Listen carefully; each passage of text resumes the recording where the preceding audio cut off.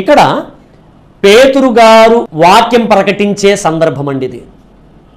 ఆ సమయములో కొర్నేలి అనే ఒక భక్తునికి దేవుడు తన సహాయము చేయటానికి, తన రక్షణను అందించటానికి దూతను పంపించి చెప్పిన ఒక మాట, నీవు యొప్పేకు మనుషులను పంపి పేతురు అను మారు పేరు గల సీమోనును పిలిపించుము.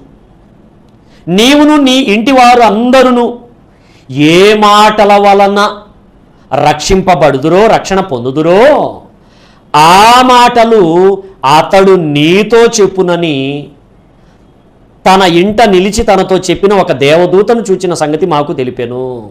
చూసారా? అంటే దేవదూతను దేవుడు పంపించాడు కొర్నేలి దగ్గరికి. దేవుడు ఆ కొర్నేలిని రక్షించడానికి ఏం చెప్పాడు?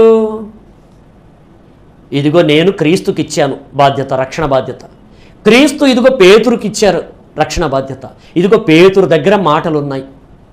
నిన్ను రక్షించటానికి నువ్వు నన్ను వేడుకున్నావు కదా, కాబట్టి నిన్ను, నీ ఇంటి వారందరినీ నేను రక్షించాలంటే ఆ మాటలు నేను ఎవరి దగ్గర దాచిపెట్టాను? పేతురు దగ్గర దాచిపెట్టా. కాబట్టి పేతురుని పిలిపించుకో. పేతురులో నుండి వచ్చే నా మాటలు నువ్వు, నీ ఇంటి వారందరూ రక్షణ కోసముగా అందుకొని రక్షింపబడండి అని దేవుడు చెప్పాడు.